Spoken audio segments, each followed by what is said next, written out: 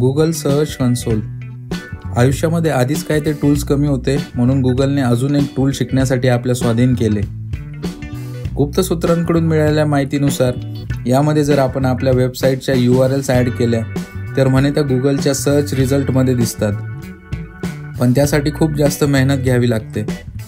म्हणूनच मी 5.5 गोळ्या घेऊन कामाला लागलो.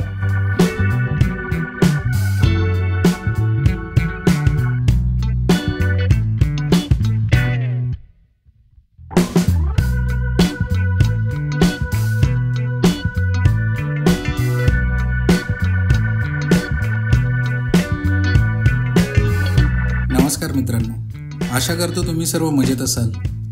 आतापर्यंत जर तुम्ही आपले मागील व्हिडिओज फॉलो केले असतील तर तुम्हाला माहिती असेलच, आतापर्यंत आपण 2 बिझनेस ऑनबोर्ड केले आहेत. आता हे बिझनेस गुगलच्या सर्च रिझल्टमध्ये दिसावेत म्हणून आपण मराठी पेजेसच्या URLs गुगल सर्च कन्सोलमध्ये ॲड करायला सुरुवात केल्या. ॲड करून झाल्यानंतर लगेचच या URLs गुगलसाठी अवेलेबल झाल्या होत्या. इथून पुढचं आता सगळं गुगलच्या अल्गोरिदमच्या हातात होतं.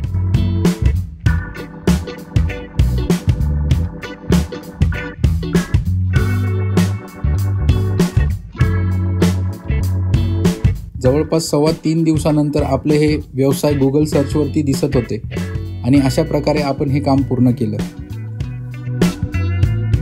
ज्या प्रकारे रेशन कार्डमध्ये कुटुंबात असलेल्या प्रत्येक सदस्याचे नाव, वय वगैरे माहिती असते, अगदी त्याच प्रकारे वेबसाईटमध्ये असलेल्या सर्व URLsची यादी म्हणजे साईट मॅप होय. गुगल सर्च कन्सोलमध्ये URLs ॲड करतेवेळी मला कळून चुकले होते की मराठी पेजेसचा साईट मॅप गणलेला आहे. तर सर्वप्रथम आपल्याला तो साईट मॅप दुरुस्त करणे गरजेचे होते आणि प्रत्येक बिझनेस ॲड झाल्यावरती साईट मॅप अपडेट करणे देखील तेवढेच गरजेचे होते.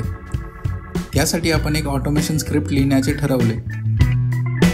ऑटोमेशन स्क्रिप्ट लिहिताना आपण काही गोष्टींची काळजी घेतली. ही स्क्रिप्ट दररोज ठराविक वेळेला रन होईल. ही स्क्रिप्ट मराठी पेजेसमध्ये असलेले सर्व व्यवसायांची यादी करेल आणि शेवटी साईट मॅपची फाईल बनवेल. आणि एवढी सगळी प्लॅनिंग करून आपण कोड लिहायला सुरुवात केली.